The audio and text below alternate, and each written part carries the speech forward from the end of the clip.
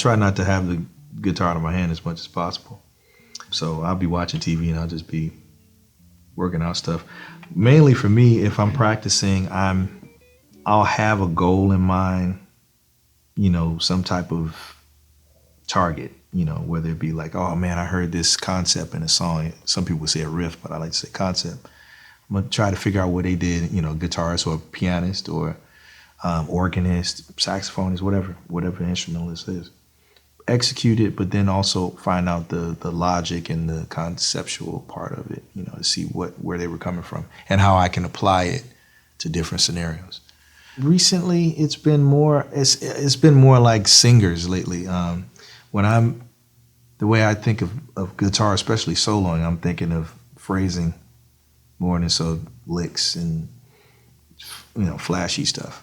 So I like to think of a singer, you know, think like a singer. So it may not be a whole bunch of crazy riffs, but just phrases.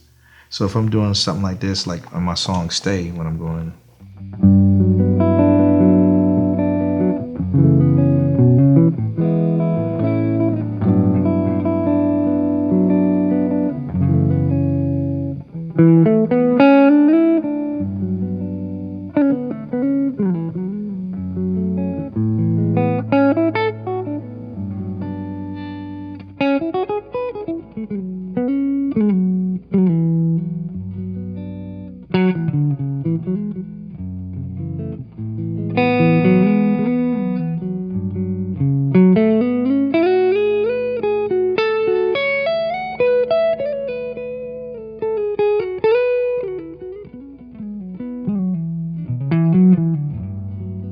you know, it's more vocal or more lyrical than it is more,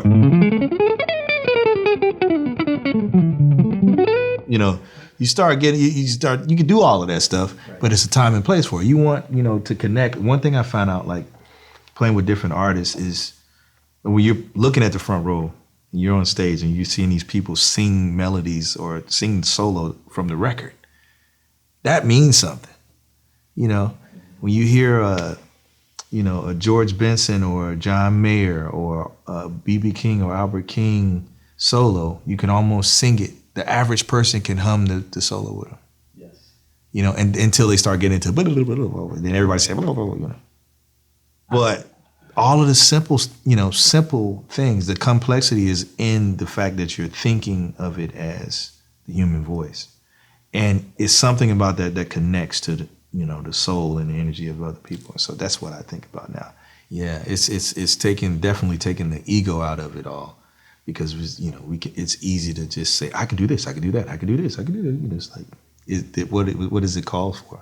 What is the moment? What's going to make the moment shine and stand out and make people feel good? And if it makes you feel good, then that's all that matters. And my dad used to always say, what comes from the heart reaches the heart. So that's what I'm on.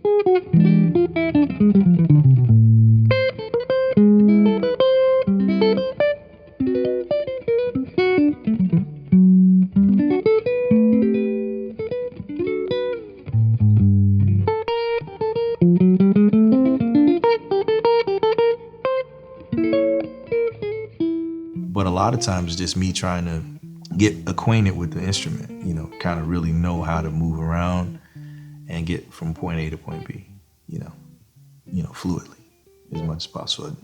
That takes a lot of practice, and also you never get done doing that. It's always something to find out.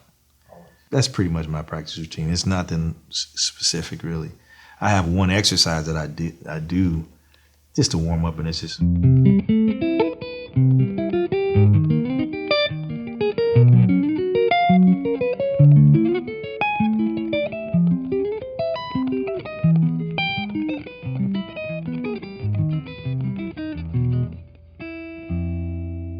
I've done that, I had a thing called Sharkey verse, and I would teach that on Sharkey verse. And that idea came from a good friend of mine who's a guitarist in Florida.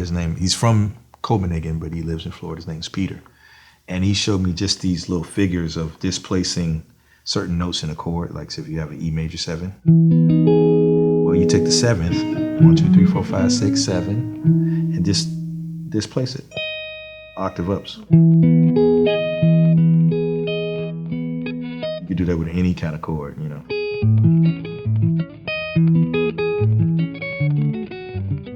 It's just fourths, you know. But then I started figuring out different.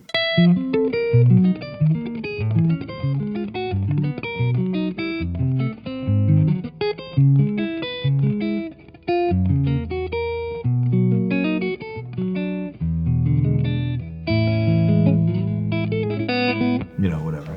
Yeah, and it just spreads it out, spreads the voicing out, so it's wider, you know. So yeah, I like stuff like that.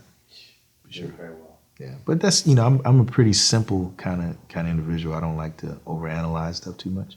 So when I practice, I'm really just trying to be familiar, build my relationship with the instrument.